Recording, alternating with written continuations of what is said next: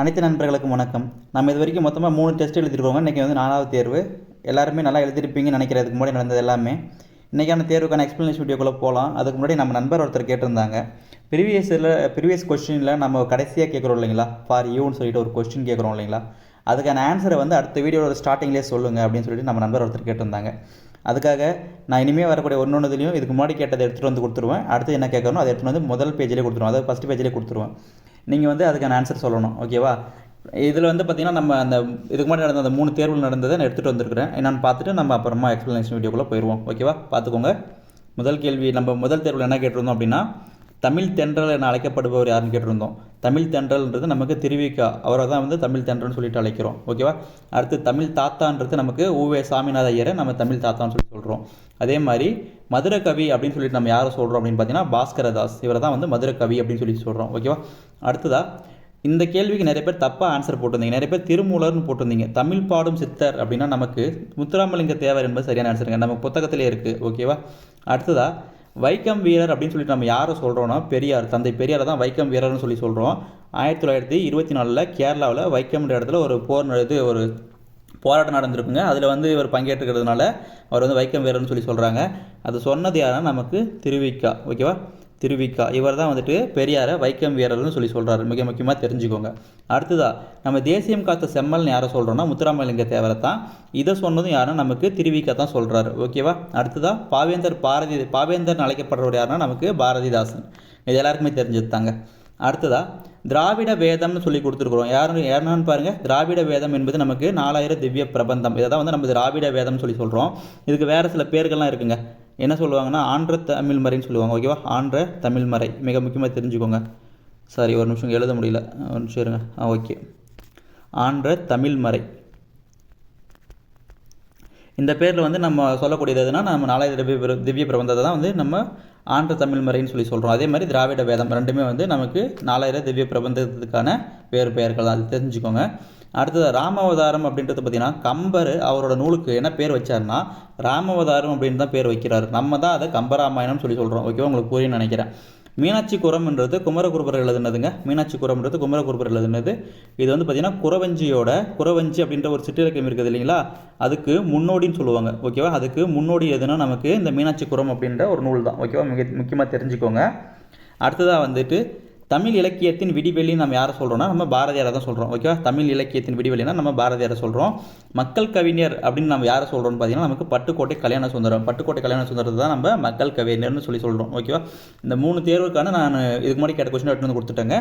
இன்றைக்கான தேர்வுக்கானது நான் என்ன 5 கேள்வி எடுத்துகிட்டு வந்திருக்கிறேன், நீங்கள் அதை பாருங்கள். நான் வந்து அடுத்த நாளைக்கு நடக்கக்கூடிய அந்த தேர்வில் நான் இதை வந்து முதல் பேஜிலே கொடுத்துட்றேன். இந்த இப்போ கொடுத்துக்கிட்ட முதல் பேஜுக்குள்ளேயே வந்து நான் அதுக்கான ஆன்சர் கொடுத்துட்டு அடுத்த தேர்வுக்கான வினாவும் நான் அந்த இடத்துல கொண்டு வந்து கொடுத்துட்றேன், ஓகேவா? இதுக்கான உங்களுக்கான கேள்வி என்னென்னு பாருங்கள். இன்றைக்கான தேர்வுக்கானது கமுகு அப்படின்னு சொல்லிட்டு நம்ம எதை சொல்கிறோம், கமுகு அப்படின்னு நம்ம சொல்லிட்டு எதை சொல்கிறோம், அதோட இலைப்பெயரை நம்ம என்ன மாதிரி அழைக்கிறோம், ஓகேவா? முதல் கேள்வி. இரண்டாவதாக வந்துட்டு தமிழன் அப்படின்ற சொல்லு முதல்ல எந்த நூலில் இடம்பெற்றுச்சு, தமிழன்ற சொல்லு முதல்ல எந்த நூலில் இடம்பெற்றுச்சு, அது ரெண்டாவது கேள்வி. மூணாவதாக திங்கள் ஞாயிறு மலை இந்த வரிசையில் இயற்கையை வாழ்த்தும் விதமாக ஒரு பாடல் ஒன்று அமைஞ்சிருக்குங்க. அதை யார் எழுதுனது, அதை எழுதுனது யார், எந்த நூலில், அது சொல்லுங்கள். அடுத்ததாக எர்னஸ்ட் ஹெமிங்வே இவரோட நூல் என்னென்னா கிழவனும் கடலும். இந்த நூலுக்கு எந்த வருஷம் நோபல் பிரைஸ் கொடுத்தாங்க. அடுத்ததாக சென்சார் அப்படின்னா அதோட தமிழ் அர்த்தம் என்ன, தமிழ் மீனிங் என்ன, சென்சார்ஸ்னால் தமிழ் அர்த்தம் என்ன. இது 5 கேள்விக்கு நீங்கள் இந்த வீடியோக்குள்ளே ஆன்சர் சொல்ல போகிறீங்க, ஓகேவா? அடுத்ததான் நம்ம கேள்விக்குள்ளே போயிடலாமா? இன்றைக்கான முதல் கேள்வி என்னென்னு பாருங்கள். சீராபுராணத்தில் தீர்க்க தரிசனத்தை கூறுவது. சீராபுராணம் அப்படின்றது நமக்கு யாருங்க எழுதுனது? சீராபுராணம்ன்றது நமக்கு உமரப்புலவர் எழுதுனது. இதில் வந்து மொத்தமாக நமக்கு 3 காண்டங்கள் இருக்குது. ஒன்று வந்து விலாத்தத்து, இன்னொன்று நுபுவத்து, மூணாவதாக ஹிஜ்ரத்து. விலாத்தத் அப்படின்னா பிறப்புங்க. விலாத்தத் அப்படின்னா பிறப்பை பற்றி சொல்லக்கூடியது, நமக்கு நபிகள் நாயகத்தோட பிறப்பை பற்றி சொல்லக்கூடியது விலாத்தத்து காண்டம். நுபுவத்து இதுதாங்க நமக்கு தீர்க்க தரிசனத்தை பற்றி பேசக்கூடியது, ஓகேவா? தீர்க்க தரிசனத்தை பற்றி பேசக்கூடியது நமக்கு நுபுவத்து. ஹிஜ்ரத் அப்படின்னா இடம்பெயர்தல்ன்ற பொருளுங்க, ஓகேவா? ஹிஜ்ரத்னா நமக்கு இடம்பெயர்தல் அப்படின்ற பொருள், ஓகேவா? இதில் வந்து நமக்கு எது சரியான ஆன்சர்னு பார்த்தீங்கன்னா நமக்கு நுபுவத் அப்படின்றது தான் சரியான ஆன்சர். இது 3மே தெரிஞ்சுக்கோங்க, இது 3த்துக்கான அர்த்தமும் தெரிஞ்சுக்கோங்க. விலாத்தத்துனா பிறப்புங்க, இது எல்லாமே அரபு மொழி சொல்லுங்கள். விலாத்தத்துனா பிறப்பு, நுபுவத்துனா தீர்க்க தரிசனம் சொல்லுவாங்க, ஹிஜ்ரத்துனா இடம்பெயர்தல் அப்படின்ற அர்த்தம், ஓகேவா? அடுத்து இரண்டாவது கேள்வி, என்று முல தென் தமிழ், இந்த வரியை யார் பாடியிருக்காங்க அப்படின்னு பார்த்தீங்கன்னா நமக்கு கம்பர். ஓகேவா, இந்த வரியை பாடினது நமக்கு கம்பர். இவர் தான் வந்துட்டு இந்த வரிகள் மூலயமா தமிழோட தொன்மையை வந்து சொல்கிறாருங்க. ஓகேவா, மிக முக்கியமாக தெரிஞ்சுக்கோங்க. அடுத்ததாக பாருங்கள், மூணாவது கேள்வி, பொருந்தாத இணையை கண்டறிக்கன்னு கொடுத்துருக்குறாங்க. இதில் வந்து பார்த்திங்கன்னா நமக்கு பரமார்த்த குருக்கதை, இது வந்து பார்த்திங்கன்னா வீரமாமுனிவரோடது தாங்க, ஒரு நகைச்சுவை நூல். ஓகேவா, பரமார்த்த குருக்கதைன்றது ஒரு நகைச்சுவை நூல், மிக முக்கியமாக தெரிஞ்சுக்கணும். அடுத்ததாக வந்து பார்த்திங்கன்னா தமிழ் சோலை, இது அப்புறமா வரேன். அடுத்ததாக தேவநேய பாவனார்ன்றது நமக்கு தமிழர் திருமணம், இது கரெக்டு தாங்க. சைவத்திரவு, இந்த நூல் எழுதுனது திருவிக்கா தான். ஓகேவா, திருவிக்காவோட இன்னொரு நூல் தாங்க தமிழ் சோலை. திருவிக்காவோட இன்னொரு நூல் தான் தமிழ் சோலை. நமக்கு பெருஞ்ச திறனார் கிடையாது. அப்போ நமக்கு பி ஆப்ஷன் தாங்க தப்பு. கரெக்டாக, பி ஆப்ஷன் தான் நமக்கு தப்பு. ஓகேவா, அடுத்த கேள்வி பார்ப்போமா. அடுத்ததா, எனக்கு தமிழில் மிகவும் பிடித்த நூல் என அப்துல் கலாம் கூறியது. அப்துல் கலாமுக்கு மிகவும் பிடித்த நூல் அவர் தமிழ் எது சொல்கிறாருன்னு பார்த்தீங்கன்னா நமக்கு திருக்குறள். ஓகேவா, மிக முக்கியமானதுங்க திருக்குறள், இதுதான் நம்ம தெரிஞ்சிருக்கணும். அடுத்ததாக வந்து பார்த்தீங்கன்னா ஐந்தாவது கேள்வி, குண்டலகேசிக்கு எதிராக வந்த வாத நூல். நீங்கள் என்ன தெரிஞ்சிருக்கணும் அப்படின்னா நமக்கு இதில் குண்டலகேசியும் மணிமேகலை இது ரெண்டுமே எதில் வரக்கூடியது நமக்கு ரெண்டுமே ஐம்பெரும் காப்பியத்தில் வரக்கூடியது. இந்த ரெண்டு நூலுமே நமக்கு என்ன சமயம் அப்படின்னு பார்த்தீங்கன்னா புத்த சமயத்தை சேர்ந்ததுங்க, புத்த சமயம். ஓகேவா, இன்னொரு விஷயங்க, இதெல்லாமே வந்து ஐம்பெரும் காப்பியத்தில் நமக்கு எப்படி பார்ப்போம் அப்படின்னா, ஒன்று வந்து சமய சார்பற்றதுங்க, அது வந்து நமக்கு சிலப்பதிகாரம். அடுத்ததாக வந்துட்டு நமக்கு இன்னும் ரெண்டு இருக்குங்க, வளையாபதியும் இன்னொன்று சீவக சிந்தாமணி, இது ரெண்டுமே நமக்கு சமண சமயம். அதிலேயே பார்த்தீங்கன்னா குண்டலகேசியும் மணிமேகலையும், இது ரெண்டுமே பார்த்தீங்கன்னா நமக்கு புத்த சமயம். ஓகேவா, நீங்கள் வந்து இன்னொன்று விஷயம் தெரிஞ்சுக்கணும், மணிமேகலைன்றது நமக்கு முதல் சமய காப்பியம்னு சொல்லி பார்ப்போம். ஓகேவா, அடுத்ததா இப்போ இந்த கேள்விக்கு நம்ம வருவோம். இதில் என்ன கேட்டிருக்காங்கன்னா நமக்கு குண்டலகேசிக்கு எதிராக வந்த வாத நூல் கேட்டிருக்காங்களா. இன்னொரு விஷயம், நமக்கு நீலகேசி அப்படின்றது சரியான ஆன்சரு. அதே சமயம் நீலகேசின்றது தமிழோட முதல் வாத நூல் சொல்லி சொல்லுவாங்க. முதல் வாத நூல், தமிழின் முதல் வாத நூல் சொல்லி சொல்லுவாங்க. என்னன்னா இப்போ பாருங்கள், நமக்கு குண்டலகேசி என்ன சமயத்தில் இருக்குதுங்க, புத்த சமயம். அதுக்கு ஆப்போசிட்டாக சமண சமயத்தில் தோன்றிய ஒரு நூல் தாங்க இது, சமண சமயத்தில். ஓகேவா, மிக முக்கியமாக தெரிஞ்சுக்கோங்க. இன்னொரு விஷயம் என்னென்னா நமக்கு ஐஞ்சிரும் காப்பியம் எல்லாமே சமண சமயம் தாங்க. ஓகேவா, அடுத்த கேள்வி பாருங்கள். அடுத்த கேள்வி என்னது, ஆறாவது கேள்வி, எதிர்சொல் பொறுத்துக்க கேட்டிருக்காங்க. இது புக் பேக் கொஸ்டின் அப்படியே எடுத்துகிட்டு வந்திருக்கேன் பாருங்கள். அணுகுனா நமக்கு விலகு அப்படின்ற பொருள் நாலாவதுல, ஐயம்னா நமக்கு தெளிவு, அது ஃபஸ்ட்டில் இருக்குது. ஊக்கம்னா அதுக்கு ஆப்போசிட்டு சோர்வு, அப்போ அது ரெண்டாவதுல வருது. உண்மைனா அதுக்கு ஆப்போசிட் பொய்மை மூணாவது. அப்போ எதுங்க ஆப்ஷன் நமக்கு 4-1-2-3, ஏ ஆப்ஷன் கரெக்டு. ஓகேவா, அடுத்ததா ஏழாவது கேள்வி, பொருந்தாத ஒன்றை தேர்ந்தெடுன்னு கொடுத்துருக்குறாங்க. நமக்கு அறிவியல் ஆத்திச்சூடி நெல்லை சு முத்து அவர் தாங்க எழுதியிருக்கிறாரு. அதே மாதிரி ஆத்திச்சூடி அப்படின்றது நமக்கு ஔவையார் எழுதுனதுங்க. ஆத்திச்சூடின்றது நமக்கு ஔவையார் எழுதுனது. இதுலேயே புதிய ஆத்திச்சூடி, இது வந்து நமக்கு பாரதியார் எழுதுனதுங்க. ஓகேவா, பாரதி எழுதுனது தான் வந்து புதிய ஆத்திச்சூடி. வாயுரை வாழ்த்து அப்படின்னு சொல்லிட்டு நமக்கு ஔவையாரை கொடுத்துருக்குறாங்க. வாயுரை வாழ்த்துன்றது நமக்கு திருக்குறள். ஓகேவா, இந்த திருக்குறள் எழுதுனது யாருங்க, ஔவையார் கிடையாதுல்ல, திருவள்ளுவர் தானே. அப்போ நமக்கு ரெண்டாவது ஆப்ஷன் தாங்க தப்பு, ரெண்டாவது தான் தப்பு. அப்போ மூணாவது என்ன இருக்குன்னு பாருங்கள், சிலப்பதிகாரம் இளங்கோவடிகள், அது கரெக்டு. சிட்டுக்குருவியின் வீழ்ச்சி, இது வந்து பார்த்தீங்கன்னா டாக்டர் சலீம் அலி அவர்களோட வரலாற்று நூல், அதாவது வாழ்க்கை வரலாற்று நூல். ஓகேவா, அது தெரிஞ்சுக்கணும். அடுத்ததாக எட்டாவது கேள்வி பார்ப்போமா. எட்டாவது கேள்வி என்ன கொடுத்துருக்காங்க, காக்கை குருவி எங்கள் சாதி என பாடியவர். இதுக்கு வந்து பார்த்தீங்கன்னா ரெண்டு விஷயம் சொல்கிறேன் பாருங்கள். ஒன்று வந்து காக்கை குருவி எங்கள் சாதி, இந்த வரியை பாடினது யாருன்னா நமக்கு பாரதியார். ஓகேவா, பாரதியார். இதோட வரியோட நீட்சியாக, அதாவது இதோட எக்ஸ்பேண்டாக வந்து இன்னொருத்தர் பாடியிருக்கிறாருங்க. அது யாருன்னா இன்குலாப் பாடினது. என்ன பாடியிருப்பார் அப்படின்னா, அதில் கூவும் குயிலும் கரையும் காகமும் விரியும் எனது கிளையில் அமரும் அப்படின்னு சொல்லியிருப்பாங்க. ஓகேவா, அதாவது அமரும் கிடையாது, அடையும்னு வரும். அதாவது கூவும் குயிலும் கரையும் காகமும் விரியும் எனது கிளையில் அடையும் அப்படின்னு சொல்லியிருப்பாங்க. அதாவது மரத்தில் வந்து அது ரெண்டுமே உட்காருது இல்லைங்களா, எதுனா நமக்கு குயிலும் அந்த காகமும், அதுதான் சொல்லியிருப்பாங்க. இன்குலாப் வந்து அவரோட கவிதையில் ஒன்று சொல்லியிருப்பாங்க. என்ன கவிதைனா, அது வந்து ஒவ்வொரு புள்ளையும் பெயர் சொல்லி அழைப்பேன் அப்படின்னு சொல்லிட்டு ஒரு கவிதை நூல் இருக்குங்க, இன்குலாப் போடுறது. மிக முக்கியமானதை தெரிஞ்சிருக்கணும். அந்த கவிதை நூல் அவர் என்ன சொல்லியிருப்பாருன்னா, கூவும் குயிலும் கரையும் காகமும் விரியும் எனது கிளையில் அடையும் அப்படின்னு சொல்லி முடிச்சிருப்பார். ஓகேவா, தெளிவாக சொல்லிட்டேன்னு நினைக்கிறேன். ஃபஸ்ட்டு கொஞ்சம் கன்ஃபியூஸ் ஆகிட்டுருக்குன்னு நினைக்கிறேன் உங்களுக்கு. சரி, ஓகே, ஒன்றும் பிரச்சனை இல்லை. அடுத்து பார்ப்போமா. அடுத்து பாருங்கள், 9வது கேள்வி, சித்தம் என்பதன் பொருள் கேட்டிருக்காங்க. நமக்கு சித்தம் அப்படின்னா உள்ளத்தை குறிக்கக்கூடியதுங்க. சித்தம் என்பது நமக்கு உள்ளத்தை குறிக்கக்கூடியது. அடுத்து 10வது கேள்வி, ஆத்தி மாலையை அணிந்தவன். ஆக்சுவலாக வந்து நமக்கு இது வந்து நீங்கள் எல்லா கொஸ்டின் பேப்பர்லையும் எதிர்பார்க்க வேண்டிய ஒரு கேள்வி, ஏன்னா ரொம்ப முக்கியமானது.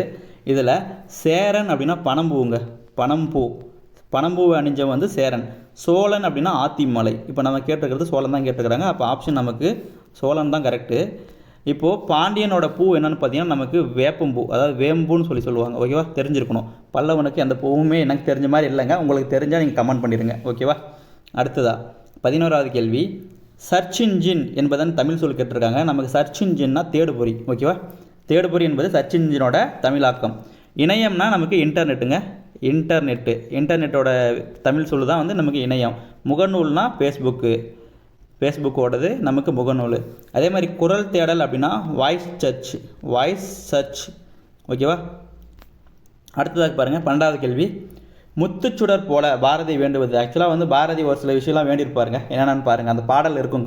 இந்த பாடல் என்ன கொடுத்துருப்பாங்கன்னா நமக்கு இப்போ கொடுத்துங்கிறத பாருங்கள். முத்துச்சுடர் போல் அவர் என்ன கேட்டாருங்க? நிலா ஒளி கேட்டாரா? முத்துச்சுடர் போல நிலா ஒளி. தூய நிறத்தில் நன்மாடங்கள். கரெக்டாக, தூய நிறத்தில் நன்மாடங்கள். அதே மாதிரி சித்தம் மகிழ்ந்திட, அதாவது சித்தம் மகிழ்ந்திட என்ன கேட்டாருன்னா தென்றல் காற்று வேணும் எனக்கு, தென்றல் காற்று என்னோட உள்ளம் மகிழும்படி எனக்கு தென்றல் காற்று வேணும்னு சொல்லி கேட்டார். அதுக்கப்புறமா கத்தும் குயிலோசை காதில் பட வேண்டும் சொல்லி கேட்டார். ஓகேவா, இதெல்லாமே வந்து பாரதியார் கேட்டது. ஓகேவா, தெரிஞ்சுக்கோங்க. அப்போ இதுக்கான ஆப்ஷன் எதுங்க நமக்கு? முத்துச்சுடர் போல் அவர் என்ன கேட்டார்? நிலா ஒளி வேணும்னு சொல்லி கேட்டார். ஓகேவா. அடுத்ததா 13வது கேள்வி. பழமொழியின் சிறப்பு. பழமொழி அப்படின்னா நமக்கு என்னங்க? சுருக்கமாக சொல்கிறது தான் பழமொழி. ஓகேவா, அப்போது சுருங்க சொல்வது என்பது சரியான ஆன்சர். அடுத்ததா 14வது கேள்வி. ஆயுத எழுத்தை ஒலிக்க ஆகும் கால அளவு கேட்டிருக்காங்க. இதில் பொதுவாக ஒரு விஷயம் சொல்கிறேன் பாருங்கள். 3 மாத்திரை நமக்கு எது வரும்னா உயிரளபடை வருங்க. அதாவது உயிர் அளபடை தான் நமக்கு 3 மாத்திரையில் இடம்பெறும். ஓகேவா, இது தெரிஞ்சிருக்கணும். அடுத்ததாக இந்த ஒரு மாத்திரைன்னு கொடுத்துருக்காங்களா, இந்த ஒரு மாத்திரை எதுக்கெல்லாம் வரும்னு பாருங்கள். நமக்கு ஒன்று வந்து பார்த்திங்கன்னா நமக்கு குறில் எழுத்துக்கு வரும். ஓகேவா, குறில் எழுத்துக்கு இந்த ஒரு மாத்திரையே போடுவோங்க. அடுத்தது வேறு எதுக்குங்க அந்த ஒரு மாத்திரை வரும்? நமக்கு ஐகாரம் இருக்குது இல்லைங்களா, நம்ம ஐகார குறுக்கம் பார்ப்போம் இல்லைங்களா, ஐகார குறுக்கம். அந்த குறுக்கத்தில் இடையிலையும் இறுதியிலையும் வந்துச்சுன்னா, அதாவது இடையிலையும் இறுதியிலையும் வந்துச்சுன்னா நமக்கு ஒரு மாத்திரையில் வருங்க. அதாவது ஐகாரம்ன்றது நமக்கு ஐ அப்படின்ற சொல்லு வந்து தனியாக வந்துச்சுன்னா 2 வருங்க. சொல்லோட முதலில் வந்துச்சுன்னா நமக்கு 1.5 வரும். ஓகேவா, இடையில இறுதியில் வந்துச்சுன்னா நமக்கு ஒரு மாத்திரையாக வரும். அதான் சொல்கிறேன். ஓகேவா. அடுத்ததை பாருங்கள், அடுத்த லைனில் கொடுத்துருங்க பாருங்கள். 1.5 மாத்திரை கொடுத்துருங்கன்னா இந்த 1.5 மாத்திரை நமக்கு எங்கே வரும்? ஐகார குறுக்கத்தில் முதல்ல வரணும். ஐகார குறுக்கத்தில் முதல்ல வரணும். இன்னொன்று வந்து ஔகார குறுக்கம் இருக்குது இல்லைங்களா, ஔகார குறுக்கம் அதோட முதலில் வந்துச்சுன்னா நமக்கு 1.5 மாத்திரை வரும். ஓகேவா. அதே மாதிரி அப்படின்ற சொல்லு நமக்கு தனியாக வந்துச்சுன்னா எவ்வளோங்க வரும்? 2 மாத்திரையில் வரும். இப்போது அதுவே வந்து ஔகார குறுக்கமாக வந்து இப்போ ஔவையார் அப்படின்னு எழுதுறீங்கன்னா அந்த ஔவையாரில் வரக்கூடிய அந்த வந்து பார்த்திங்கன்னா நமக்கு எவ்வளோங்க வரும்? 1.5 மாத்திரையில் ஒலிக்காத சொல்கிறேன். ஓகேவா. அடுத்ததாக அரை மாத்திரை வந்து நமக்கு எதுக்கெல்லாம் இருக்குன்னு நான் சொல்கிறேன் பாருங்கள். ஒன்று வந்து பார்த்திங்கன்னா நமக்கு அரை மாத்திரை நமக்கு தெரிஞ்சது ஒன்று மெய் எழுத்துங்க. அடுத்ததாக வந்து ஆயுத எழுத்து. இது ரெண்டுக்குமே நமக்கு அரை மாத்திரை வரும். அதுக்கப்புறமா வேறு எதுக்கெல்லாம் அரை மாத்திரை வரும்னு பார்த்திங்கன்னா நமக்கு குற்றிய லுகரம் இருக்குதுங்களா, குற்றிய லுகரம், உகரம் சொல்லுவோம், குற்றிய லுகரம். அதுக்கப்புறமா குற்றிய இகரம், குற்றிய லிகரம். ஓகேவா, இது ரெண்டுத்துக்குமே நமக்கு அரை மாத்திரை வரும். ஓகேவா, எல்லாமே தெரிஞ்சுக்கோங்க. அடுத்த கேள்வி பார்ப்போமா? இதுக்கு உங்களுக்கு ஆன்சர் ஓகே தானே? என்ன கேட்டாங்க? நமக்கு ஆயுத எழுத்து தானே. ஆயுத எழுத்துன்றது நமக்கு அரை மாத்திரை. ஓகேவா, டி ஆப்ஷன் தான் கரெக்டு. அடுத்ததாக 15வது கேள்வி. நெடுவசி பரந்த வடு. இந்த வரிகள் வந்து எந்த பாடல் வரியில் எந்த நூலில் இடம்பெறுதுன்னு கேட்டிருக்காங்களா. நமக்கு இந்த ஒரு இதை கீ பாயிண்ட் வச்சுக்கோங்க. வெள்ளூசி, இந்த ஊசி ஞாபகம் வச்சுக்கோங்க. ஊசி வந்துச்சுன்னா நமக்கு 10, அதாவது 10 போடுறாங்கன்னு ஞாபகம் வச்சுக்கோங்க. 10 போடுறதுக்கு ஊசி எடுத்து 10 போடுறாங்க ஞாபகம் வச்சுக்கோங்க. சிம்பிளாக சொல்கிறேன், இன்னொரு விஷயம் சொல்கிறேன். அதாவது போர்க்களத்தில் வீரர்களுக்கு காயம் ஏற்படுங்க. அந்த காயத்தை வெண்மையான ஊசி வச்சு தச்சது தான் 10 சொல்லுதுங்க. இதுவே கோட்சுரா எறிந்த அப்படின்னு சொல்லிட்டு பாடல் வரி ஆரம்பிக்குங்க. அதிலே வந்து உங்களுக்கு சுறா அப்படின்ற ஒரு வார்த்தை வந்துடும். இந்த சுறா அப்படின்ற வார்த்தை வந்துச்சுன்னா அது எதுங்க? நமக்கு நற்றிணை. அப்படின்னா என்னங்க? நமக்கு சுறாமீன் தாக்கினதை அந்த நரம்பை வச்சு தச்ச செய்தி சொல்லக்கூடியது நமக்கு நற்றிணை. இதை தான் சொல்கிறேன். ஓகேவா, ரெண்டுமே முக்கியங்க. ஊசின்னு வந்துச்சுன்னா நமக்கு 10, ரெண்டுமே தைக்கிற செய்தியை தான் சொல்லுதுங்க.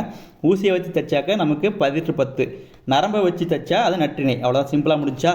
அடுத்து 16வது கேள்வி. 16 என்ன கொடுத்துருக்காங்க? தமிழ் மொழி போல் இனிதாவது எங்கும் காணோம். இது யார் பாடினது அப்படின்னா நமக்கு பாரதியார் பாடினதுங்க. இன்னொரு விஷயம் என்னென்னா, இவருக்கு வந்து பார்த்திங்கன்னா 14 மொழிகள் தெரிஞ்சிருந்தது. ஓகேவா, 14 மொழிகள் தெரிஞ்ச பன்மொழி புலவர் இவருக்கு இவ்வளோ மொழிகள் தெரிஞ்சிருந்தும் இவர் என்ன சொல்கிறார் அப்படின்னா, தமிழ் மொழி போல் வேறு இனிதான மொழி வேறு எங்கேயுமே இல்லை அப்படின்னு சொல்லி சொல்கிறார். ஓகேவா. அடுத்தது 17வது கேள்வி. சரியாக பொருந்தியுள்ள ஒன்றை தேர்ந்தெடு. இந்த கேள்விக்கான ஷார்ட்கட் வீடியோ நம்ம சேனலில் இருக்குதுங்க. நம்ம சேனலில் இதுக்கான ஷார்ட்கட் வீடியோ நான் ஆல்ரெடி போட்டிருக்கிறேன். ஓகேவா, நான் இந்த வீடியோவில் டிஸ்கிரிப்ஷன்லேயும் கொடுத்துட்றேன். நான் மேலே உங்களுக்கு வந்து பார்த்திங்கன்னா கார்ட்லேயும் கொடுத்துட்றேன், நீங்கள் பார்த்துக்கோங்க. ஓகேவா, நான் டிஸ்கிரிப்ஷனில் இதுக்கான உங்களுக்கான வீடியோக்கோட லிங்க் கொடுத்துறேன், நீங்கள் அதில் பாருங்கள். இந்த வீடியோ நீங்கள் கண்டிப்பாக பாருங்கள். என்னென்னு பாருங்கள், பார் அப்படின்ற சொல் வந்து நமக்கு முதல்ல எதில் இடம்பெறுது அப்படின்னா நமக்கு பெரும்பான்மையாற்றுப்படை. ஓகேவா, பெரும்பான்மையாற்றுப்படையில் இடம்பெறக்கூடியது தான் பார். முதலை அப்படின்றது நமக்கு குறுந்தொகையில் வரக்கூடியதுங்க, குறுந்தொகை. ஓகேவா, அடுத்ததா உலகம் அப்படின்றது நமக்கு திருமுருகாற்றுப்படையான்னு கேட்டால் இது கரெக்டுங்க. இது நமக்கு திருமுருகாற்றுப்படையிலையும் இருக்குது, அதே மாதிரி தொல்காப்பியத்திலையும் இருக்குது. ஓகேவா, தொல்காப்பியம் ரெண்டுத்துலையுமே வரக்கூடியது உலகம். அரசு அப்படின்றது நமக்கு கலித்தொகையான்னு கேட்டால் கிடையாதுங்க. அரசுன்றது நமக்கு திருக்குறளில் வரக்கூடியது, திருக்குறள். ஓகேவா, மிக முக்கியமானதாக தெரிஞ்சுக்கணும். திருக்குறளில் அரசும் இருக்கும், குடும்பம் அப்படின்ற ஒரு சொல்லும் இருக்கும். ரெண்டுமே முக்கியமானதுங்க. இந்த குடும்பம்ன்றது நம்ம ப்ரீவியஸில் கேட்டிருக்காங்க. குடும்பம் என்னும் சொல் முதலில் எந்த நூல் இடம்பெற்றுச்சுன்னு கேட்டிருக்காங்க. ஓகேவா, அடுத்த கேள்வி பார்ப்போமா. அடுத்து என்ன கேட்டிருக்காங்க, பூவின் நிலை தமிழன் அறிக்கைன்னு கொடுத்துருக்காங்க. இதில் வந்து பார்த்திங்கன்னா உங்களுக்கு பூவின் நிலை எத்தனைன்னு தெரியணுங்க. தெரிஞ்சால் நீங்கள் இந்த இதை போட முடியும். மொத்தமாக நமக்கு பூவின் நிலை எத்தனைங்க இருக்குது, 7 இருக்குது. இந்த 7க்கு தமிழ் என்னங்க, ஏ. இதானே நமக்கு 7க்கான தமிழ் என்ன. 8 வந்துச்சுன்னா நமக்கு ஆ அப்படின்னு வருமா.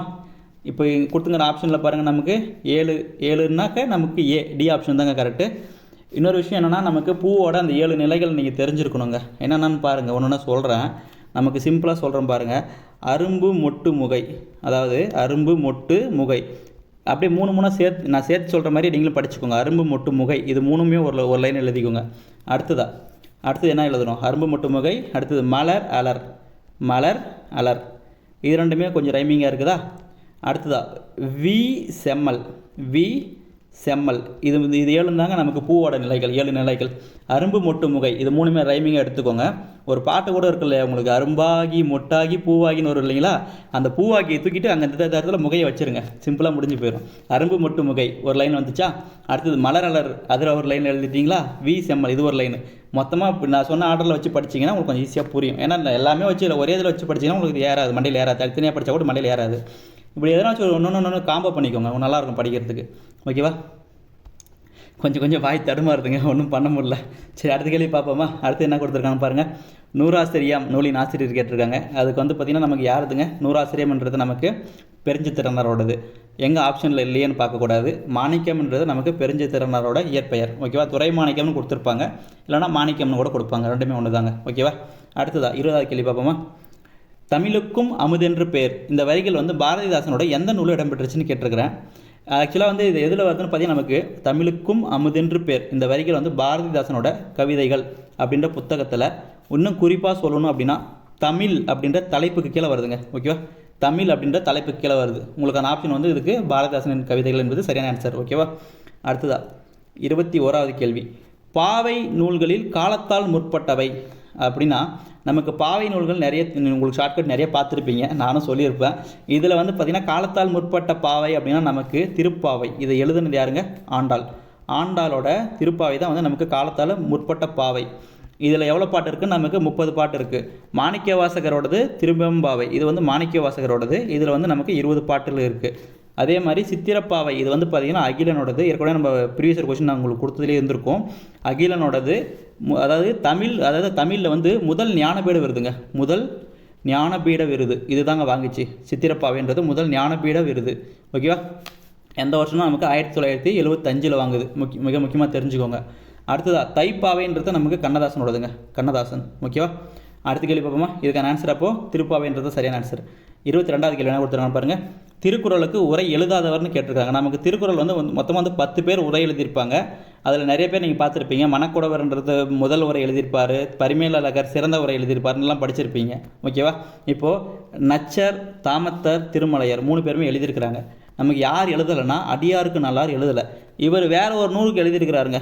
என்னன்னா நமக்கு சிலப்பதிகாரத்துக்கு உரை எழுதியிருக்கிறாரு. ஓகேவா, சிலப்பதிகாரம் மிக முக்கியமாக தெரிஞ்சுக்கோங்க. ஓகே, அடுத்ததா 23வது கேள்வி பார்ப்போமா. மகாகவி, அதாவது பாரதியாருக்கு மகாகவி பட்டம் கொடுத்தவர் யாருன்னு கேட்டிருக்காங்க. இது வந்து பார்த்திங்கன்னா வரா. அது என்ன வரா அப்படின்னா வா ராமசாமி, வா ராமசாமி, இதோட சுருக்கம் தாங்க நமக்கு வரான்னு சொல்லி கொடுப்பாங்க. இவர் வந்து பார்த்திங்கன்னா நம்ம பாரதியாரோட ஃப்ரெண்டு. அவருக்கு வந்து மகாகவின்ற பட்டம் கொடுத்தாங்க. மகாகவி அப்படின்ற பட்டம் இன்னொருத்தர் கூட இருக்குதுங்க நமக்கு. யாருன்னா நம்ம தாகூர், ரவீந்திரநாத் தாகூர் இருக்கிறாங்க இல்லைங்களா, அவருக்கும் மகாகவின்னு சொல்லிட்டு பட்டம் சொல்லுவோம். ஓகேவா, அடுத்தது 24வது கேள்வி. நான்மணி மாலையில் அடங்கியுள்ளவை. ஆக்சுவலாக வந்துட்டு நமக்கு நவரத்தினங்கள்னு சொல்லுவாங்க, நவரத்தினங்கள்னு சொல்லுவாங்க. அதில் வந்து பார்த்திங்கன்னா நமக்கு மொத்தமாக 9 இருக்குங்க. அந்த 9ல் ஒரு 4 மட்டும் எடுத்து ஒரு செயல் வந்து ஏற்றுறாங்க. அந்த 4 பேஸாக வச்சு அவங்க வந்துட்டு பார்த்திங்கன்னா நமக்கு ஒரு செயல் ஏற்றுறாங்க. அந்த செயலோட பேர் தான் நான்மணி மாலைன்னு சொல்லுவோம். அந்த நான்மணி மாலையில் அவங்க 9ல் எத்தனை யூஸ் பண்ணாங்க அதுதான் கேட்குறாங்க. ஓகேவா? அவங்க யூஸ் பண்ணது வந்து முத்துப்பவளம், மரகதம், மாணிக்கம். முத்துப்பவளம், மரகதம், மாணிக்கம் இது 4 மட்டும் யூஸ் பண்ணிட்டு தான் அவங்க நான்மணி மாலை நூலில் யூஸ் பண்ணியிருக்கிறாங்க. ஓகேவா? அடுத்த கேள்வி பார்ப்போமா? அடுத்து என்ன கொடுத்துருக்காங்க? வல்லைப்பாட்டு. இது வந்து நிறைய டைம் ரிப்பீட்டடாக கேட்குற கொஸ்டினுங்க. வல்லைப்பாட்டு அப்படின்னா நெல் குத்தும் போது பாடும் பாட்டு. பெண்கள் வந்து நெல் குத்தும் போது பாடக்கூடிய பாட்டை வல்லைப்பாட்டுன்னு சொல்லுவாங்க. ஓகேவா? ஆக்சுவலாக வந்து நமக்கு வாணிதாசனோட கவிதை ஒன்று இருக்குங்க, ஓடைன்னு சொல்லிட்டு. அதில் வரும். அதாவது என்னென்னா, இந்த பெண்கள் வந்து நெல் குத்தும் போது அவங்க பாடுறாங்க இல்லைங்களா, பாட்டு பாடுறாங்களா வல்லைப்பாட்டு. இந்த வல்லைப்பாட்டுக்கு ஓடை வந்து மெட்டு அமைக்கிது அப்படின்னு சொல்லிட்டு அவர் அந்த லைனில் சொல்லியிருப்பாருங்க. மிக முக்கியமாக தெரிஞ்சுக்கோங்க. ஓகேவா? அடுத்ததா 26வது கேள்வி. ஏற்பாடு என்பதன் பொருள். ஆக்சுவலாக வந்துட்டு நமக்கு சிறும்பொழுது வந்து பார்த்திங்கன்னா 5 இருக்குதுங்க. 6 இருக்குதுங்க. கரெக்டாக அந்த 6 சிறும்பொழுது இருக்குது. அந்த 6ல் நம்ம எத்தனை யூஸ் பண்ணுறோன்னா, நம்ம 5 யூஸ் பண்ணுவோம். அது என்னென்னு பார்த்துருவோமா? நமக்கு முதல்ல எதுங்க வருது? குறிஞ்சி வருதா? குறிஞ்சினா யாமம். அடுத்தது முல்லைனா நமக்கு மாலை. அடுத்தது மருதம்னா நமக்கு என்னங்க வருது? வைகரை. அடுத்ததா நெய்தலுக்கு எதுங்க? ஏற்பாடு. பாலைனா நமக்கு நண்பகல். 5மே தெரிஞ்சிருக்கணுங்க. நமக்கு ஒரே ஒரு இது யூஸ் பண்ணியிருக்க மாட்டோம். அது எதுனா நமக்கு காலை அப்படின்ற சிறு பொழுது நம்ம எந்த திணைக்குமே யூஸ் பண்ண மாட்டோம். நீங்கள் அப்படி கூட கேட்கலாம், கொஸ்டின் நமக்கு அப்படி கூட கேட்கலாம். அதாவது காலை எனும் சிறு பொழுதை கொண்டிராத திணைகள் எதுன்னு கூட கேட்கலாம். நமக்கு பார்த்தீங்கன்னா எந்த திணைக்குமே காலை என்ற சிறு பொழுது நம்ம யூஸ் பண்ண மாட்டோங்க. நீங்கள் அது தெரிஞ்சிருக்கணும். இப்போ நமக்கு எதுங்க கேட்குறாங்க? ஏற்பாடு கேட்குறாங்களா? ஏற்பாடுன்றது எதுக்கு வருது? நெய்தல் திணைக்கு. அப்போ ஏற்பாடுனா என்ன மீனிங் அப்படின்னு பார்த்தீங்கன்னா, நமக்கு சூரியன் மறையும் நேரம் இதுதான் வந்து ஏற்பாடுன்னு சொல்லுவாங்க. இன்னும் குறிப்பாக சொல்லணும் அப்படின்னா என்ன டைமிங்னு பார்த்தீங்கன்னா, நமக்கு 2 அதாவது மதியமாக வந்து 2 மணிலேருந்து 6 மணிங்க. மதியமாக 2 மணிலேருந்து 6 மணி இதுதாங்க நம்ம ஏற்பாடு அப்படின்னு சொல்லுவோம். மிக முக்கியமாக தெரிஞ்சிருக்கணும். ஓகேவா? அடுத்த 27வது கேள்வி என்ன கொடுத்துருக்கான்னு பாருங்கள். கனிமுன் நிறை வருவதும் என்ன அப்படின்னு கேட்டிருக்காங்க. ஆக்சுவலாக வந்துட்டு இதுக்கு வந்து வஞ்சித்தலை என்பது சரியான ஆன்சருங்க. இதுக்கான ஒரு டேபிளர் வந்து உங்களுக்கு வந்து நான் குரூப்பில் கொடுக்குறேன், டெலிகிராம் குரூப்பில் கொடுக்குறேன். ஓகேவா? உங்களுக்கு வந்து ஷார்ட்கட்டில் படிக்கிற மாதிரி இதுக்கான டேபிள் கொடுக்குறேன். இதுக்கான எக்ஸ்ப்ளனேஷன் நான் வந்து இந்த வீடியோவோட லாஸ்ட்டில் உங்களுக்கு சொல்கிறேன். ஓகேவா? இது ஒன்று மட்டும் நோட் பண்ணி வச்சுக்கோங்க. நான் லாஸ்ட்டில் இதுக்கான எக்ஸ்ப்ளனேஷன் எப்படின்னு சொல்கிறேன். அதுக்கப்புறமா வந்து நீங்கள் இந்த கொஸ்டினை பார்த்தீங்கன்னா உங்களுக்கு கண்டிப்பாக அது புரியும். ஏன் வஞ்சித்தலை வருதுன்னு உங்களுக்கு புரியும். ஓகேவா? இல்லைனா நான் கடைசியில் கூட சொல்கிறேன், பாருங்கள், அப்படி வீடியோ பாருங்கள். அடுத்து வந்து 28வது கேள்வி என்னென்னா, பெரிய புராணத்தில் யாருடைய வரலாறு அதிகமாக கூறப்பட்டதுன்னு கொடுத்துருக்காங்களா? ஆக்சுவலாக வந்து பெரிய புராணத்தை பிள்ளை பாதி புராணம் பாதின்னு சொல்லுவாங்க. ஆக்சுவலாக நமக்கு திருஞான சம்பந்தரோட வாழ்க்கை வரலாறு தாங்க பாதி இருக்கும். ஆனால் பாட்டுடைய தலைவன் யாருன்னா சுந்தரர் தான் வந்துட்டு இதோட பாட்டுடைய தலைவன். அதாவது பெரிய புராணத்தோட பாட்டுடைய தலைவன் யாரும் சுந்தரருங்க. ஆனால் யாரோட வரலாறு அதிகமாக பேசப்படுதுன்னா நமக்கு திருஞான சம்பந்தரோட வரலாறு அதிகமாக பேசப்படுது. அதனால் பிள்ளை பாதி புராணம் பாதின்னு சொல்லி வச்சுருப்பாங்க. ஓகேவா? அடுத்தது 29வது கேள்வி பாருங்கள். திலகர் விதைத்த விதை பாரதியாக முளைத்தது. இது வரிகளை யார் சொல்கிறது பார்த்தீங்கன்னா நமக்கு ராஜாஜி சொல்லியிருக்காருங்க. ராஜாஜி. ஏன்னா அது நீங்கள் ப்ரீவியஸ் கொஸ்டினில் பார்த்துருப்பீங்க. அதுக்கு எக்ஸ்ப்ளனேஷன்லாம் கொடுக்க முடியாது. ஏன்னா ஸ்டேட்மெண்ட்லாம் நம்ம அப்படியே தான் படித்தோம். அதுக்கு போய் என்ன எக்ஸ்ப்ளனேஷன் கொடுக்குறது? ஓகேவா? அடுத்ததா 30வது கேள்வி பாருங்கள். நமக்கு என்ன கொடுத்துருக்காங்கன்னா, மூதூர் என்பது எந்த திணைக்குரியதுன்னு கேட்டிருக்காங்க. பொதுவாக வந்துட்டு பார்த்திங்கன்னா நமக்கு இந்த இடத்துல குறிஞ்சினா குடி அப்படின்ற பேரில் வருங்க, ஊர் பேர். அதே மாதிரி பார்த்திங்கன்னா முல்லை, தப்பாக சொல்கிறேன்னா கரெக்டு தானே? பாடிச்சேரி இதெல்லாம் வந்து நமக்கு முல்லையில் வரக்கூடியதுங்க. கரெக்டு தானே? பாடிச்சேரி இந்த மாதிரி முடிஞ்சுன்னா நமக்கு முல்லை நிலத்தில் வரக்கூடியது. மருதம்னு வந்தால் ஊர் அப்படின்னு முடியணும். ஓகேவா? எதனா மிஸ்டேக் இருக்குதுன்னா தயவு செஞ்சு சொல்லிடுங்க. எனக்கு தெரிஞ்ச மாதிரி நான் சொல்கிறேன். ஓகேவா? அடுத்தது எனக்கு மைண்டில் இருக்கிறது நான் சொல்கிறேங்க. நான் படித்தது ஒரு சிலது மைண்டில் இருக்குது, அது அப்படியே சொல்கிறேன். தப்பாக இருந்தால் நீங்கள் தயவு செஞ்சு கமெண்ட்டில் பண்ணுங்கள். ஒன்றும் பிரச்சனை இல்லை. மூதூர் ஊர்னு முடிஞ்சால் நமக்கு எதுங்க வரணும்? மருதம் தான் வரணும். அப்போ மருத திணைக்கு உரியது தான் ஊர். ஓகேவா? அடுத்ததா 31வது கேள்வி. சுந்தரர் இறைவனால் ஆட்கொள்ளப்பட்ட இடம். இது வந்து பார்த்திங்கன்னா நமக்கு திருவெண்ணைநல்லூர். இது கரெக்டுங்க. திருவெண்ணைநல்லூர்ன்றது நமக்கு சுந்தரர் இறைவனால் ஆட்கொள்ளப்பட்ட இடம். B option correct. அடுத்தது 32வது கேள்வி. ஈஸ்வர லீலை இந்த சிறுகதை, அந்த கதையோட ஆசிரியர் யாருன்னு கேட்டிருக்காங்களா? இந்த கதை யாரோடதுங்க? நமக்கு நான் பிச்சமூர்த்தி இவரோடது தான் வந்துட்டு ஈஸ்வர லீலை அப்படின்ற கதை. ஓகேவா? அடுத்தது 33வது கேள்வி. இந்திய நூலக தந்தை நம்ம யாருங்க சொல்கிறோம்? நமக்கு நூலக விதிகளை உருவாக்கி கொடுத்த சீர்காழி அரங்கநாதன். இவரை தான் வந்துட்டு நம்ம இந்திய நூலக தந்தைன்னு சொல்கிறோம். குறிப்பாக வந்துட்டு ஆகஸ்ட் 9 இதை என்ன செலிப்ரேட் பண்ணுறோம்? நம்ம ஆகஸ்ட் 9ன்றது நமக்கு தேசிய நூலக நாளாக நம்ம செலிப்ரேட் பண்ணுறோம். ஓகேவா? மிக முக்கியமாக தெரிஞ்சிருக்கணுங்க. அடுத்ததாக 34வது கேள்வி. சகலகலா வள்ளிமாலை இந்த படைப்பு யாரோடதுன்னு கேட்டிருக்கிறாங்க. இந்த படைப்பு யாரோடதுங்க? நமக்கு குமரகுருபரோட ஒரு நூல் தான் வந்துட்டு சகலகலா வள்ளிமாலை. ஓகேவா? அடுத்தது 35வது கேள்வி. கிளியை வளர்த்து பூனையின் கையில் கொடுத்தது போல. இந்த இந்த லைனை எதுங்க சொல்லுது? நமக்கு கிளியை வளர்த்து பூனையின் கையில் கொடுத்தது போலனாங்க நமக்கு துன்பத்தை குறிக்கக்கூடியது. ஓகேவா? துன்பத்தை குறிக்கக்கூடியது மிக முக்கியமானது. அடுத்ததாக வந்துட்டு 36வது கேள்வி. வெய்யோன் என்பது நமக்கு எதை குறிக்கக்கூடியதுன்னா, நமக்கு வெய்யோன் அப்படின்னா நமக்கு சூரியனை குறிக்கக்கூடியதுங்க. சூரியனோட வேறு பெயர் தான் பரிதி. ஓகேவா? சூரியனுக்கு வேறு ஒரு பெயர் என்னங்க இருக்குது? நமக்கு ஞாயிறு, அப்புறமா காமனாக நமக்கு எல்லாருக்குமே தெரிஞ்சு சூரியன். இதை தவிர வேறு என்னங்க இருக்குது? எனக்கு டக்குன்னு ஞாபகம் வரல. உங்களுக்கு எதனா ஞாபகம் வச்சு தயவு செஞ்சு கமெண்ட்டில் பண்ணுங்கள். வெய்யோன் சில்லின்னு ஒரு பாட்டு ஒன்று இருக்குது இல்லைங்களா? நமக்கு அந்த சூரரை போட்டு படத்தில் வரும் இல்லைங்களா? அதாங்க அந்த வெய்யோன்னா நமக்கு சூரியனை குறிக்கக்கூடியது, பரிதினாலும் சூரியனை குறிக்கக்கூடியது, ஞாயிறுனாலும் சூரியனை குறிக்கக்கூடியது, காமனாக நமக்கு எல்லாருமே தெரிஞ்சது சூரியன். அப்போ மற்ற மூணுமே பாருங்கள், நமக்கு மதி, நிலவு, திங்கள், இது மூணுமே நமக்கு நிலாவை குறிக்கக்கூடியதுங்க. இது மூணுமே நிலாவை குறிக்கக்கூடியது. போன குரூப் போல் கேட்டிருந்தாங்க மதியம் அப்படின்னா என்ன பொருள்னு கேட்டிருந்தாங்க. மதியம் இது வந்து பார்த்திங்கன்னா நிலாவை குறிக்கக்கூடியது. மதியம்னாலும் நிலாவை தான் குறிக்கக்கூடியது. இதெல்லாமே வந்துட்டு நீங்கள் ஒன்றுக்கும் காம்போ பண்ணி படிச்சுக்கணுங்க. எது வந்தால் எது வரணும், எது வரக்கூடாது அப்படின்னு தெளிவாக இருக்கணும். ஒரு சின்ன மிஸ்டேக் பண்ணிடுவாங்க. அதனால் நான் தெளிவாக பார்க்க சொல்கிறேன். ஓகேவா? அடுத்தது 37வது கேள்வி. தம்மை நாயகியாக கற்பனை செய்து நாரையை தூதாக அனுப்பிய ஆழ்வார். ஆக்சுவலாக வந்து தூது அப்படின்னா நமக்கு 10 பொருளை அனுப்புவாங்க. அன்னம் முதல் வண்டு ஈராகன்னு சொல்லுவாங்க. அன்னம் முதல் வண்டு ஈராக மொத்தமாக வந்து 10 பொருளை தூதாக அனுப்புவாங்க. ஓகேவா? இந்த 10 பொருளை தூதாக அனுப்புகிறாங்க. அதில் வந்து பார்த்திங்கன்னா தம்மை நாயகியாக, அப்போது ஒரு ஆழ்வார் இருக்கிறாரு, அவரவே வந்து பெண்ணாக கருதி நாரையை வந்து தூதாக அனுப்புகிறாரு. யாருன்னு பார்த்தீங்கன்னா நமக்கு நம்ம ஆழ்வார். ஓகே, நம்ம ஆழ்வார். இவருக்கு இன்னொரு பேர் இருக்குங்க, சடகோபர்னு சொல்லிட்டு. சடகோபர், ஒரு நிமிஷம். ஓகே, சடகோபர் அப்படின்னு சொல்லிட்டு ஒரு பேர் இருக்குங்க. சடம் அப்படின்ற வாயுவை, நச்சு வாயுவை தன்னுள்ள வந்து அடக்கினதுனால சடகோபர்னு சொல்லி அழைக்கப்படுறோன்னு சொல்லியிருப்பாங்க. இந்த சடகோபர் அப்படின்ற பேரில் சடகோபர் அந்தாதின்னு சொல்லிட்டு கம்பர் ஒரு நூலில் ஏற்றிருப்பாருங்க. இவரோட பேர் எழுதியிருப்பார். ஓகேவா? மிக முக்கியமாக தெரிஞ்சுக்கோங்க. அடுத்தது 38வது கேள்வி. பாரசீக மொழியில் எழுதப்பட்ட, இதுதாங்க ரொம்ப முக்கியமான லைனு. பாரசீக மொழியில் எழுதப்பட்ட ருபாயத் அப்படின்றது யாரோடதுங்க? நமக்கு உமர் கயாமோட பாடல்கள். ஓகேவா? பாரசீக மொழியில் எழுதப்பட்ட ருபாயத்ன்றது உமர் கயாமோட பாடல்கள். அதை வந்து தமிழில் மொழிபெயர்ப்பு செஞ்சது யாருன்னா நமக்கு கவிமணி தேசிய விநாயகம். ஓகே, கவிமணி தேசிய விநாயகம் தான் நமக்கு ருபாயத் அப்படின்ற உமர் கயாம் பாடல்களை தமிழில் மொழிபெயர்ப்பு செஞ்சார். ருபாயத் அப்படின்னா என்னென்னு கேட்பாங்க. அது வந்து 4 அடி செய்யுள். ஓகேவா? 4 அடி செய்யுள். இதுவுமே தெரிஞ்சிருக்கணுங்க, நமக்கு இதுவுமே கேட்பாங்க. ஓகேவா? அடுத்ததா 39வது கேள்வி. இதுக்கு நீங்கள் ஆப்ஷன் தப்பாக பார்த்தீங்களா என்னன்னு தெரியல. இதில் வந்து பார்த்திங்கன்னா நமக்கு வெச்சி அப்படின்னா என்னங்க? வெச்சி கரந்தைன்னு சொல்லுவாங்க. வெச்சினா என்னங்க?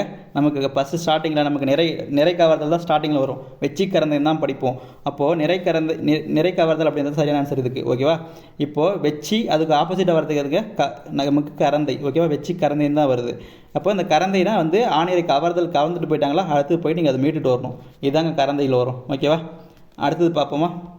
இதுக்கு வந்து நம்ம தனியாக வீடியோ மேக் பண்ணால் சொல்லியிருக்கேன். நம்ம ஒரு சின்னதாக சிம்பிளாக ஒரு 5 நிமிஷம் இல்லை ஒரு 10 நிமிஷம் எடுத்து வீடியோ ஒன்று தனியாக போட்டுடலாம். இதில் வந்து பார்த்திங்கன்னா 10வது தமிழ் புத்தகத்தில் இருக்கும் அகப்பொருள் இலக்கணம், புறப்பொருள் இலக்கணம்னு சொல்லிட்டு. ரெண்டுமே முக்கியமானதுங்க. நமக்கு 2 இதுலையுமே வந்துட்டு பார்த்திங்கன்னா நமக்கு ஒன்றா அந்த பெரும்பொழுது சிறும்பொழுது கேட்பானுங்க. இல்லைனாக்கா இந்த மாதிரி இன்னும் ஒரு சில டேட்டாலாம் இருக்குது. அது திணைகளுக்குரியது. அப்புறமா வந்து பார்த்திங்கன்னா அதில் வந்து அன்பின் 5 திணை, அப்புறம் அகத்திணை மொத்தமாக இருக்கிற அந்த 7, அப்புறம் புறத்திணைக்கு போனீங்கன்னா மொத்தமாக இருக்கிற 12. இந்த மாதிரி நமக்கு எது வேணால் கேட்கலாங்க. நம்ம அதுக்கு ஷார்ட்கட்டாக இல்லை வேறு மாதிரி என்னென்ன மாதிரிலாம் கேள்வி கேட்கறது பாசிபிளாக இருக்குதோ எல்லாத்தையும் சேர்த்து ஒரு மாதிரி ஒரு வீடியோவை கொடுத்துடலாம். உங்களுக்கு வேணும்னா நீங்கள் கமெண்ட் பண்ணுங்கள். ஓகேவா? ஆனால் டக்குன்னு இப்போது உடனேலாம் பண்ண முடியாதுங்க. நமக்கு நிறைய ஒர்க் போயிட்டுருக்குது. டைம் கிடைக்கும் போது நான் அப்லோட் பண்ணிடுறேன், நீங்கள் பார்த்துக்கோங்க. ஓகேவா?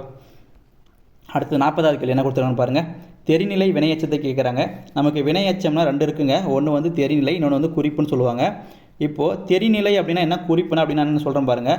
ஒரு வினை இருக்குதுங்க, ஒரு வினை இருக்குது. இந்த வினையை வந்து நார்மலாக அவங்க செய்கிறாங்க அப்படின்னா அதை வந்து தெரிநிலைன்னு சொல்லுவாங்க. ஓகேவா? நார்மலாக அதாவது சாதாரணமாக இருக்குது அப்படின்னா அது வந்து தெரிநிலை. இதை வந்து கொஞ்சம் எக்ஸ்ட்ராவாக பில்டப் பண்ணி சொல்கிறது வந்து குறிப்புங்க. எக்ஸ்ட்ராவாக கொஞ்சம் பில்டப் போடுறானோ பீலா போடுறானோ சொல்கிறாங்க இல்லைங்களா, அந்த மாதிரி கொஞ்சம் பில்டப் பண்ணி சொன்னால் அது வந்து குறிப்பு. இங்கே பாருங்கள், வாழ்கிறான், இது வந்து ஒரு வினை எச்சம்னு இது வினைன்னே வச்சுக்கோங்க. இதுக்கு முன்னாடி இருக்கிறது எப்படி இருக்குதுன்னு பாருங்கள். நமக்கு நோயின்றின்னு இருக்கா, அப்போ பாருங்கள் நோயின்றி வாழ்ந்தான். அப்போ வாழ்ந்தான், ஆனால் வந்து அவன் நோய் இல்லாமல் வாழ்ந்தான். அப்போ இதுவே கொஞ்சம் சிறப்பிக்கிற மாதிரி வருதுங்களா. அப்போ இங்கே பாருங்கள், நடந்தான்ன்றது நமக்கு நார்மலாக வருது. அதுக்கு முன்னாடி இருக்கிறது பாருங்கள், மெல்ல நடந்தான். அப்போ அவன் நடக்கக்கூடிய செயலவே வந்துட்டு மெல்ல நடந்தான். அப்போ வந்து பார்த்திங்கன்னா அவன் நார்மலாக இப்போ இப்போ அடுத்தது பாருங்கள், நடந்து சென்றான் அப்படின்னா நார்மலாக இருக்குதுங்க.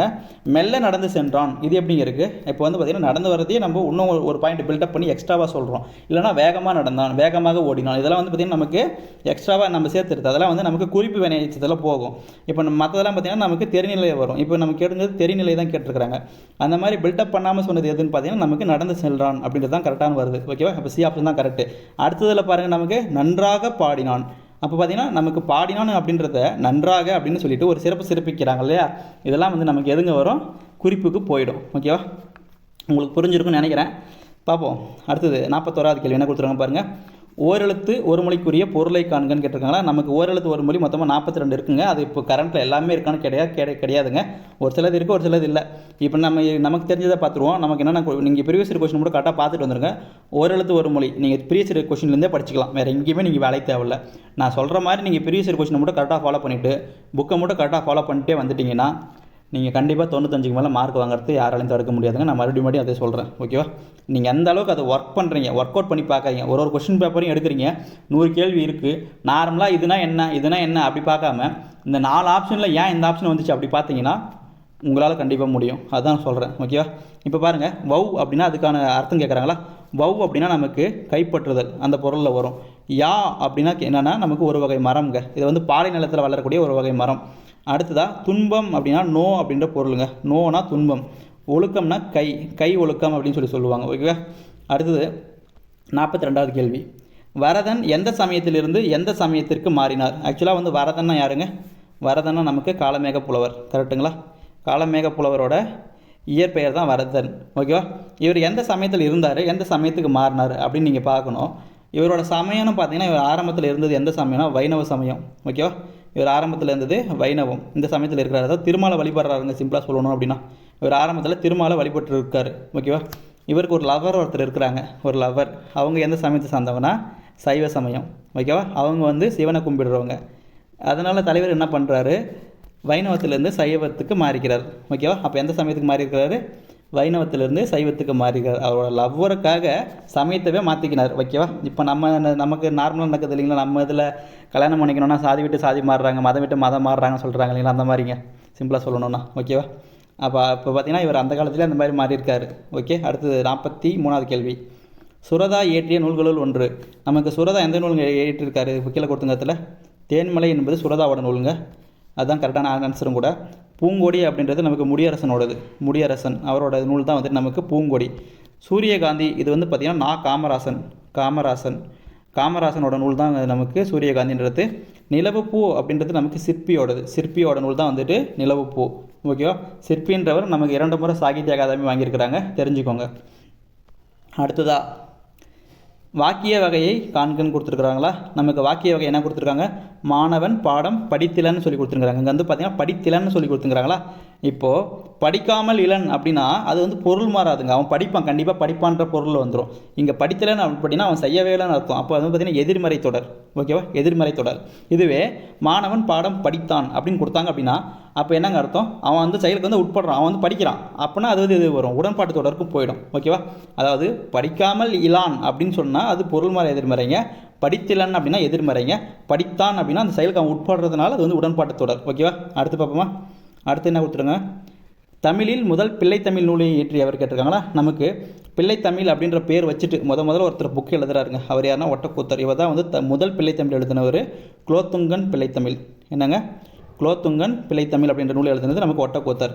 பகலிக்கூத்தர் இது வந்து பார்த்திங்கன்னா நமக்கு பிள்ளைத்தமிழ் ஆயினும் பெரிய தமிழ் அப்படின்னு புகழப்படக்கூடிய திருச்செந்தூர் முருகன் பிள்ளைத்தமிழ் இந்த நூல் எழுதுனது நமக்கு பகலிக்கூத்தர். அழகிய சொக்கநாதர் இவர் வந்து பார்த்திங்கன்னா காந்தியம்மை பிள்ளைத்தமிழ் எழுதியிருக்கிறார். காந்தியம்மை பிள்ளைத்தமிழ். அடுத்ததாக குமரகுருபரர் 2 நூல் ஃபேமஸுங்க. ஒன்று வந்து பார்த்திங்கன்னா முத்துக்குமாரசாமி பிள்ளைத்தமிழ். ரெண்டாவது வந்து பார்த்திங்கன்னா மீனாட்சி அம்மை பிள்ளைத்தமிழ். ரெண்டுமே மிக முக்கியமானதுங்க. ஓகேவா? ஒன்று வந்து முத்துக்குமாரசாமி பிள்ளைத்தமிழ், இன்னொன்று வந்து மீனாட்சி அம்மை பிள்ளைத்தமிழ். அழகிய சொக்கநாதரோடது காந்தி அம்மை பிள்ளைத்தமிழ். பகலிக்கூத்தர்னா திருச்செந்தூர் முருகன் பிள்ளைத்தமிழ். ஒட்டக்கூத்தர்னா தமிழின் முதல் பிள்ளைத்தமிழ் நூலான நமக்கு குலோத்துங்கன் பிள்ளைத்தமிழ். பிள்ளைத்தமிழின் முன்னோடி யாருங்க? நமக்கு பிள்ளைத்தமிழின் முன்னோடி பெரியாழ்வார் தான் நமக்கு பிள்ளைத்தமிழோட முன்னோடி. ஏன்னா இவருக்கு கண்ணனை வந்து குழந்தையாக பாவித்து பாட்டு பாடியிருக்கிறார். ஓகேவா? மிக முக்கியமானதாக தெரிஞ்சுக்கோங்க. அடுத்து 46வது கேள்வி என்ன கொடுத்துருக்காங்க? எறும்பும் தன் கையில் எண் சான். இந்த இடத்துல இந்த எண் அப்படின்னா எட்டுன்ற பொருளை குறிக்குங்க, எட்டுன்ற பொருளை குறிக்கும். அப்படின்னா என்னென்னு பார்த்தீங்கன்னா, நமக்கு உங்கள் கையை எடுத்துக்கிட்டு நீங்கள் ஃபுல்லாக உங்களை அளந்து பார்த்தீங்கன்னா 8 ஜான் தான் இருப்பீங்க. உங்கள் விரலுக்கு நீங்கள் 8 ஜான் தான் இருப்பீங்க. அதான் சொல்கிறாங்க. எறும்பு அதோட கையை எடுத்து அதை அளந்து பார்த்தா கூட அது 8 ஜான் தான் இருக்கும் அப்படின்னு சொன்னது யாருன்னா நமக்கு ஔவையார் சொல்கிறதுங்க. ஓகேவா? இது சொன்னது யாருன்னா ஔவையார். ஓகேவா? மிக முக்கியமானது.